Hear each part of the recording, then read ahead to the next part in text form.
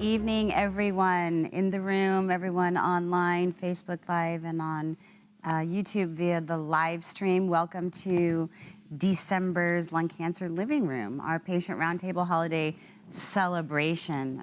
We're so happy to have you all here. So I'm Danielle Hicks, and I oversee patient programs and services here at the Bonnie J. Area Lung Cancer Foundation. I am also one of Bonnie's daughters. The other one is in the back of the room. The younger one's in the back of the room. And the younger one is in the back of the room. So it is my great pleasure to be able to work on this program as well as others throughout the year, to be able to bring patient services, support, and education to all of you and your loved ones. And then, who are you, for those who might not know? I don't know that. I'm the elder's mom and the young one's mom. And I'm Bonnie, and I'm a 14-year lung cancer survivor. I thought I would start, per David Leduc, who suggestion tonight, with a fun little fact about the living room. Tonight marks the 157th living room. Wow. That we have been able to bring to everybody. That's so a lot. Really, it is a lot, right? That's a lot of LRs. Yeah, so we're really excited to end the year on such a big number. It was something that, although we track on an annual basis, we hadn't cumulatively sort of put it together. So tonight, for those of you who have participated in the end of year holiday celebration before, you sort of know what to expect. For those of you who have not, we're going to do around the room like we do during the regular living rooms, although we're going to take it into a little more detail. I tend to, not on purpose, but sometimes rush everyone through their introductions, who they are, you know, when they were diagnosed, what they were diagnosed with, and then we sort of move on. But tonight, I want everyone to feel free to dig a little deeper, to talk about whatever you want to talk about, whatever might be top of mind. And really, whatever you may want to share about your story thus far. And that goes for family members, caregiver, industry, and others in the room, why lung cancer matters to you. And now I'm going to move to the Hilliards because they did drive from quite a distance to come and be here with us. Right. It's in the, I can't remember. It is a lake. Yeah. Almanor. Lake Almanor. Okay. You know where that is? No. Hour and a half northeast of Chico. Yeah. We're above the it's fire, far. the bad I know it's fires. far. Okay. It's far. It's about 5. Well, Yeah. 4 hours. Yeah. 5 hours. Okay. Yeah. Okay. So, but we're here. But we have a house in Santa Clara, so we could go Okay. stay there. Okay. We haven't been here in some time, I would say. And I just decided the year that my husband found you was when I was having my lung surgery. He found you through Stanford, and that was 12 years ago. Yeah.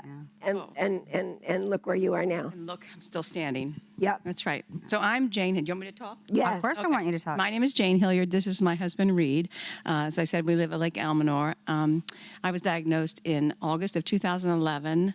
I have stage 4 non-small cell adenocarcinoma. So I had a bunch of the bad chemo, as you all know. You know, lose the hair, everything. And then I started on my Avastin, my maintenance drug, in May of 2012. So I've been on Avastin ever since then. And my oncologist finds it pretty hard to believe that I'm still on this. I've done so well that they've reduced the dose in half. They've moved my scans to every 4 months versus every 3. So I've been doing pretty well. I had some side effects, some bad stomach ache, those kinds of things, not awful. She said that, my oncologist said they usually last, Avastin only lasts usually for people about 1.5 years because of the side effects. But thanks to Bonnie, she put me in touch with Dr. Greg Olson, who is a homeopathic doctor. He was an MD, but then he went into the homeopathic medicine.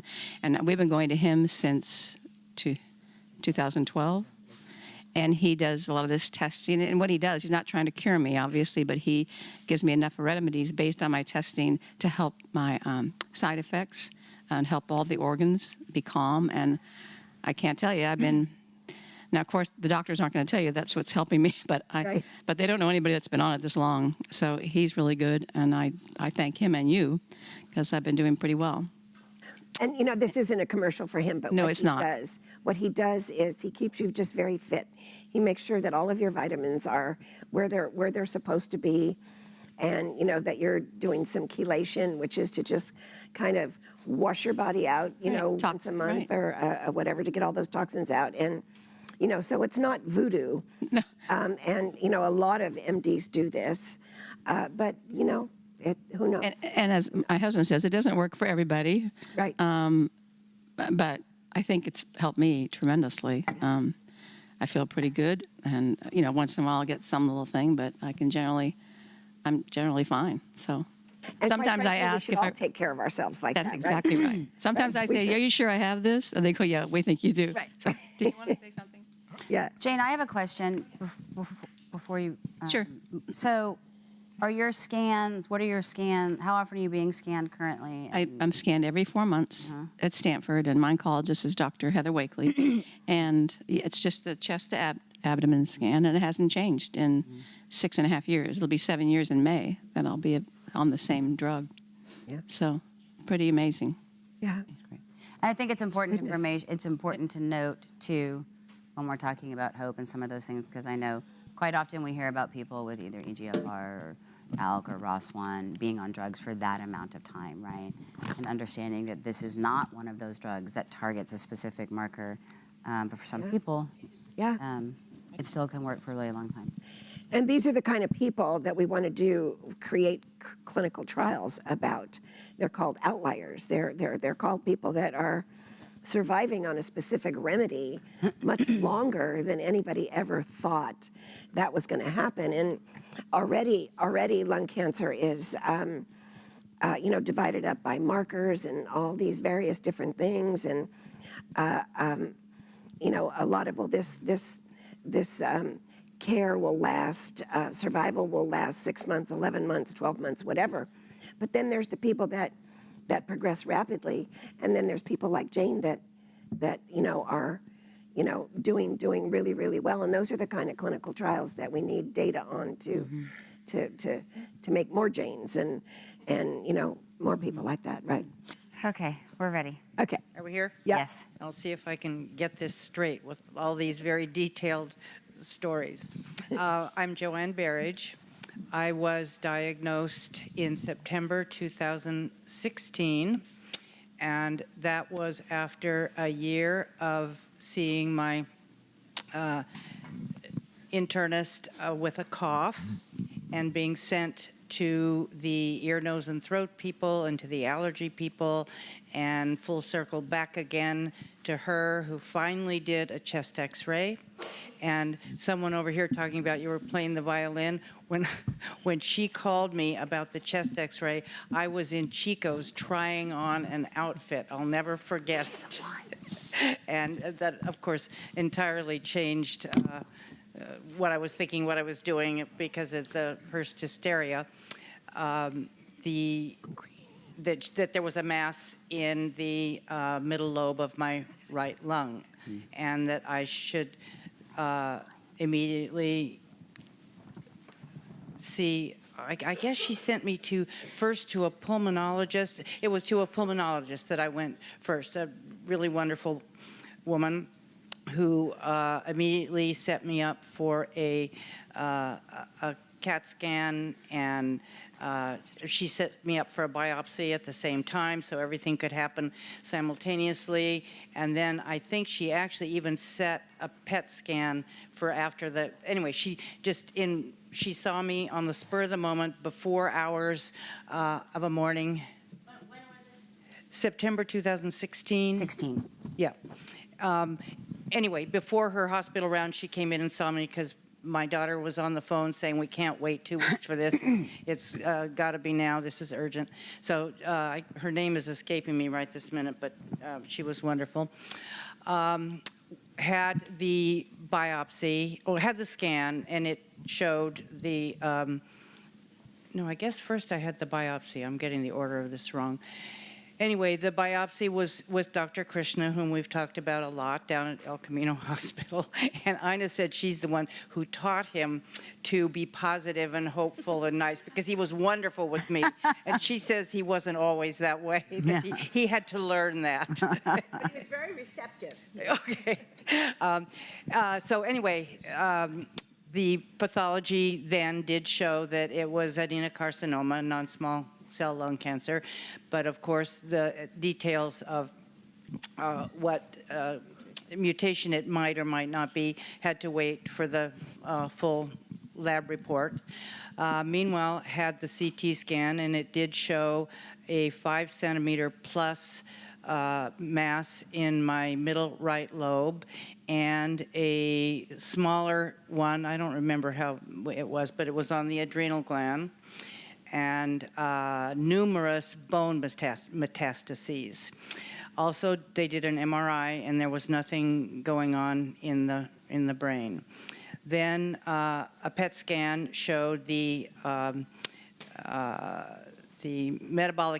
strength of the metabolic activity in all of this, and soon the results came that it was an EGFR mutation. I remember by this time I had been introduced to Adario by my sorority sister Jackie McNamara, who now lives in Carmel, and so she doesn't come up for the meetings. But hi, Jackie. I'm sure She's you're watching, yeah. And I always like to give Jackie credit for hooking me up here.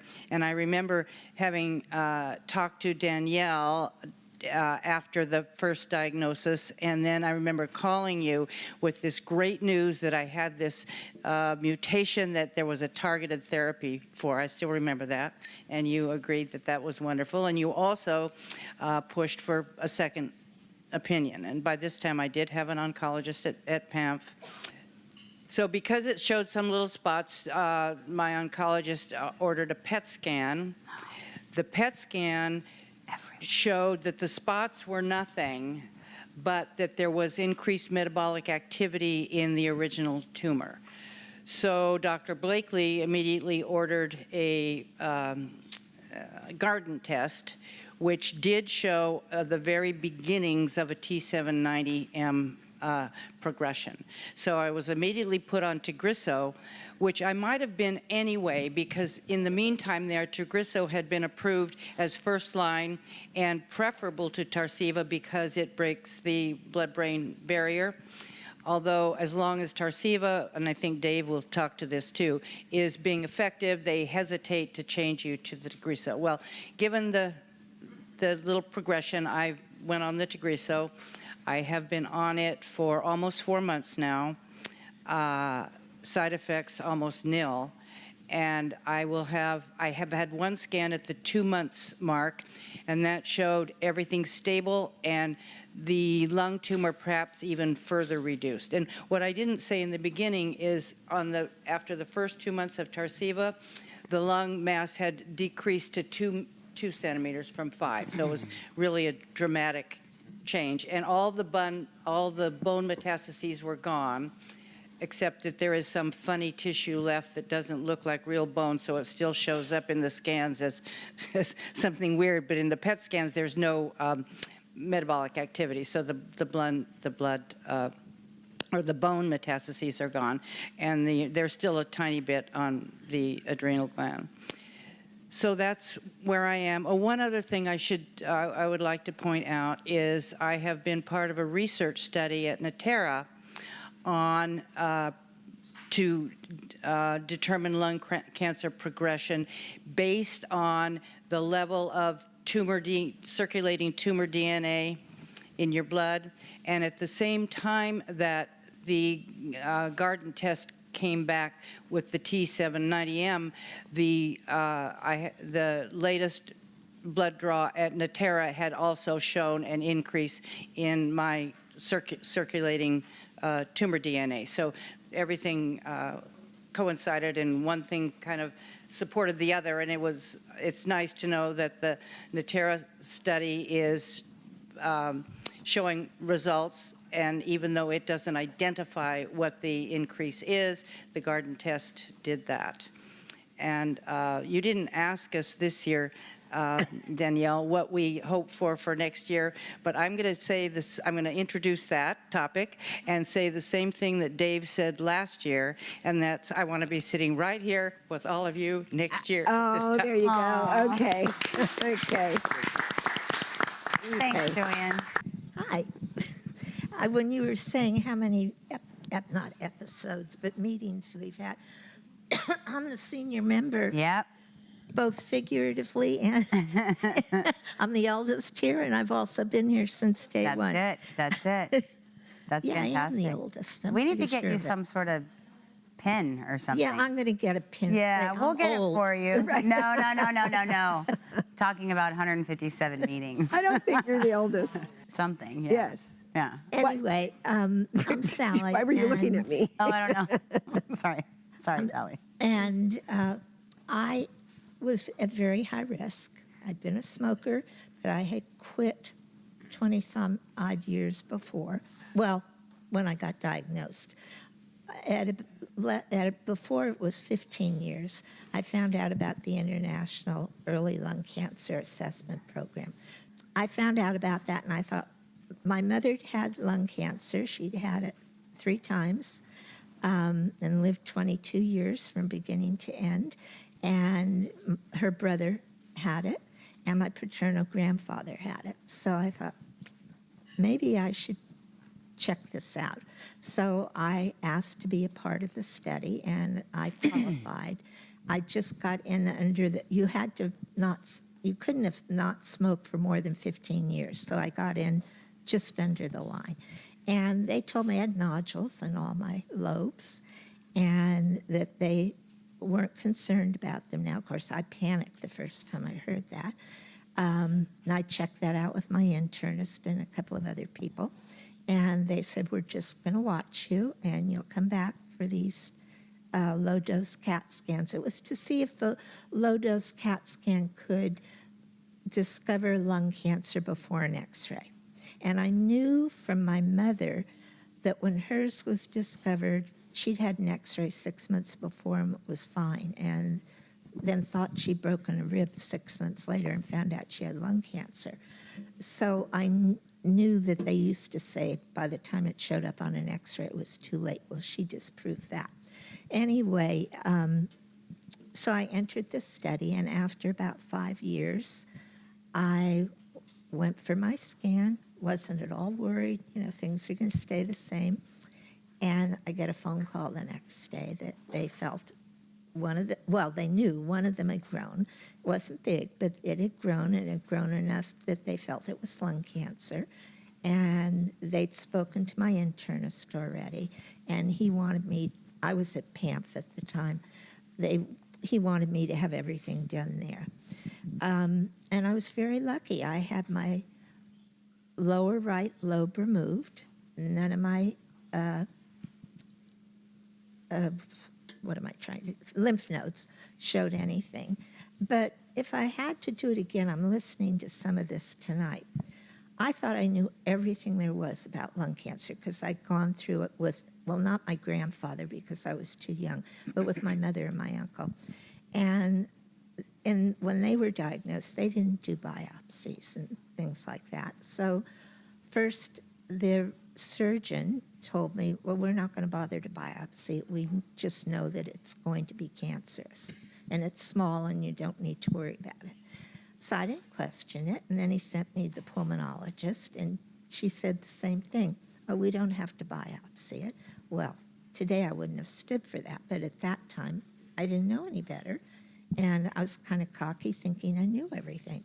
And then after the surgery, all I kept being told was, you're lucky, go home and forget about it. Way to get to thank her. And, well, how do you go home and forget about it? Yes, I was lucky.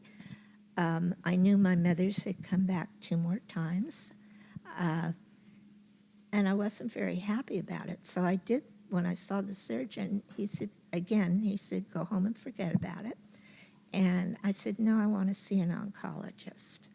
So he had me go see the one at PAMF, who I'm sure is very good. But meanwhile, someone said, go get another opinion at UCSF. And so I did some research and found Dr. Jahan. And I went up there. And I had gone into the pulmonologist and the surgeon after surgery with a list of questions. I'd been reading stuff online afterwards. What is the prognosis? What are my chances of it coming back? All I kept getting told was forget about it. Just go home and live your life. when I went up to UCSF for a second opinion, I went up with the same paper, and boom, boom, boom, he didn't even look at it. He said, you've got to be watched the rest of your life. You have nodules in all the other lobes. You have a family history of this. And he went on, and he said, now, do you have questions? And I said, you answered every single question on this paper without me asking. And I fell in love with him. I call him my boyfriend. And he's a teddy bear. You want to take him and hug him. Anyway, so he's been watching me, and I got scans for the first few years.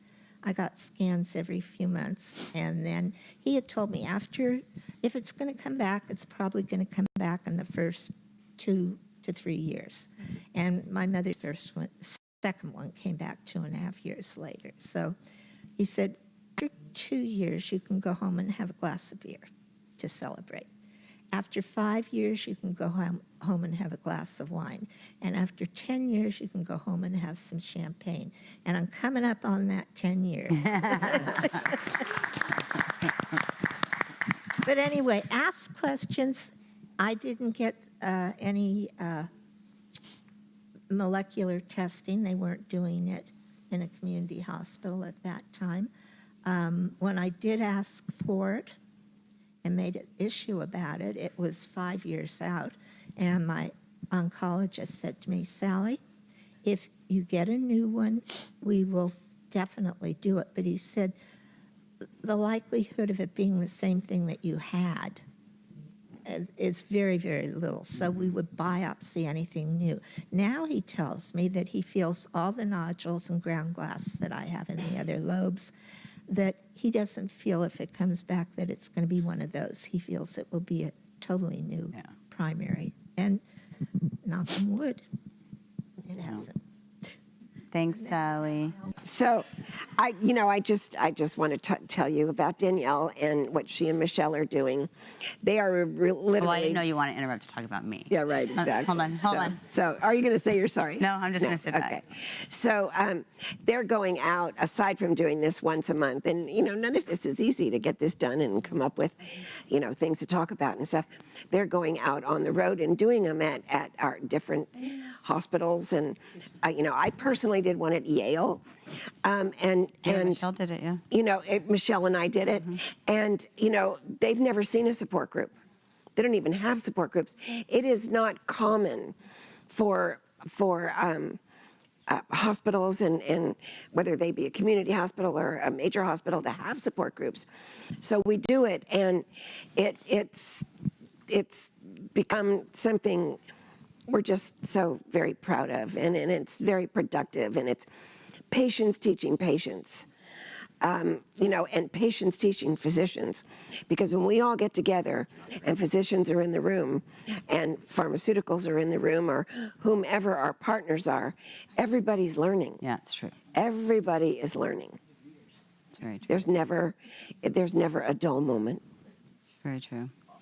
And finally, and then we'll all go eat cake and have more wine. A big thank you to the doctors and the care teams out there who are getting it done for all of you and all of those yet to be diagnosed. A huge, huge, huge thank you, particularly this holiday season, to them, caregivers, family, and friends of loved ones with living with lung cancer right now, and most importantly to the patients out there. Thank you all, particularly for your courage in this type of space to be able to share your stories with one another, not just here in the room, but with all these cameras and people literally around the globe, 144 countries to be exact, who have tuned in to watch this program. So thank you, thank you, thank you, thank you, and we will see you all in 2019.